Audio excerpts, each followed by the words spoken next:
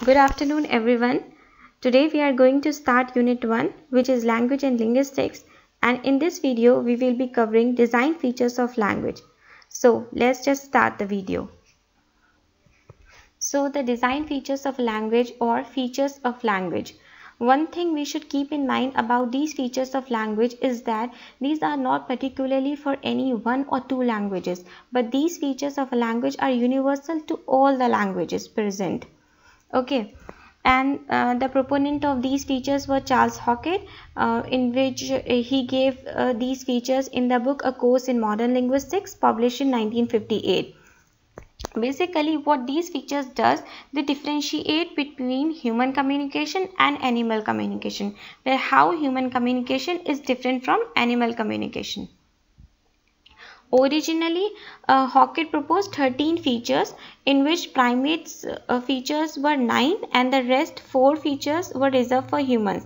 We will be discussing later in the video what were those 4 features which were reserved for humans. Okay, but later on Hockett proposed 3 more features, and which made the list to 16, 13 plus 3. Okay, and these 3 features were prevarication, reflexiveness and learnability. Okay, so now let's just read all the features one by one. So the very first feature is vocal auditory channel.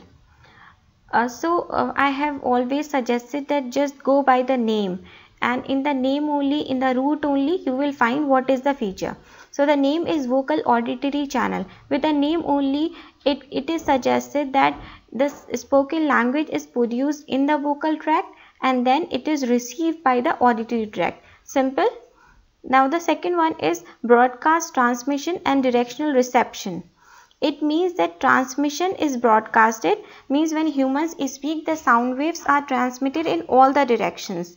But however, when the listener is there, it interpreted as the sound is coming from only one specific direction.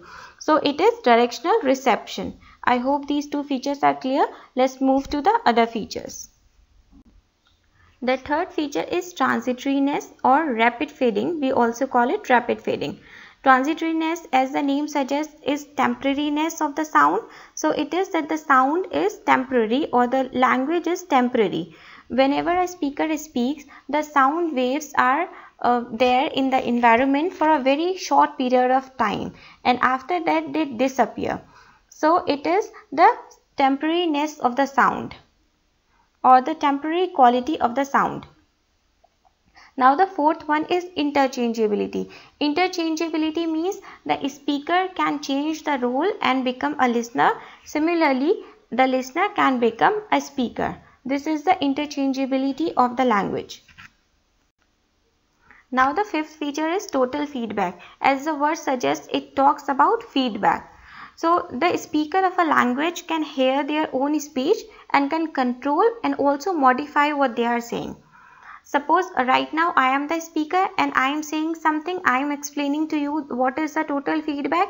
In this, if I mispronounce some word, I will immediately modify it and I will control it. So this is, I am giving feedback to my own speech, and this is the quality and this is one of the feature of the language. Now the sixth feature is spatialization. What spatialization is, that linguistic signals is mainly for communication and not some other biological function. The main purpose of linguistic signal is communication. For example, we have non-specialized communication also. For example, in dogs panting, dogs pant because they want to cool themselves down. But some people think that they are panting because they need water or they need to communicate that they are thirsty. But this is not the case. But that is, the dog's panting is the biological function and not the function of the communication. As we do, we provide signals to communicate only.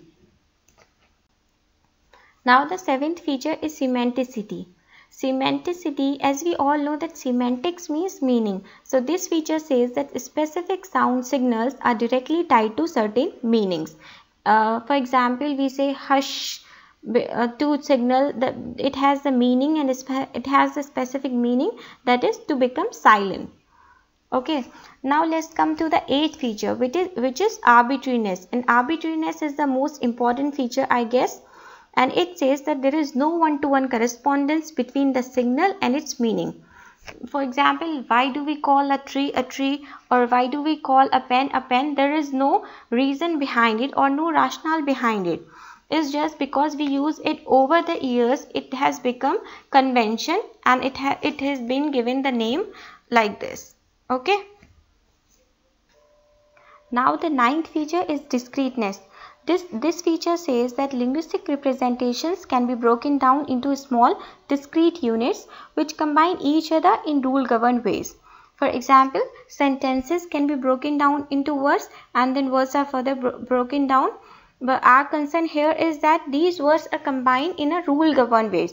For example, in English, these words are combined in a word order: subject, verb, and object. So this is the discreteness quality of language. Now the 10th feature is displacement. Displacement is the feature which is reserved for humans, and from now onward, from 10 to 13, these 4 features are reserved for humans. Okay, now let's just start with displacement. Displacement is that humans can talk about things that are not physically present, about past or future, and can express hopes and dreams.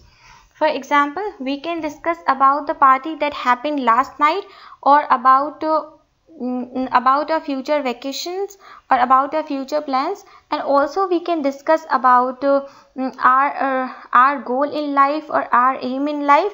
This all comes under displacement, and no other can does that. Like no animal can does that. They have only limited communication. Only humans can use this feature of language, that is displacement. Now the second feature which is reserved for humans is productivity. Just going by the word, it says that humans can produce and understand new messages by combining already existing messages. Means they can utter novel utterances which they haven't heard before also. Now the 12th feature is traditional transmission or cultural transmission. It says that while humans are born with innate language capabilities, language learning can take place in a social setting or a social group. The 13th feature, or the last feature out of the 4 features which is reserved for humans, is duality of patterning, which is also known as double articulation. Double articulation, by the word only we understand there are 2 kinds of articulation taking place. So the first kind of articulation is that meaningful messages are made up of distinct smaller meaningful units, words and morphemes. Means the sentence is made up of smaller meaningful units, words and morphemes. This is one kind of articulation. Now the second is that these words and morphemes are themselves made up of distinct smaller meaningful units known as phonemes. So there are 2 kinds of articulation that is taking place. Hence the name double articulation or the duality of patterning. 2 patterns are taking place. Now coming to the 14th feature, from now onwards these features were later added for 14, 15 and 16.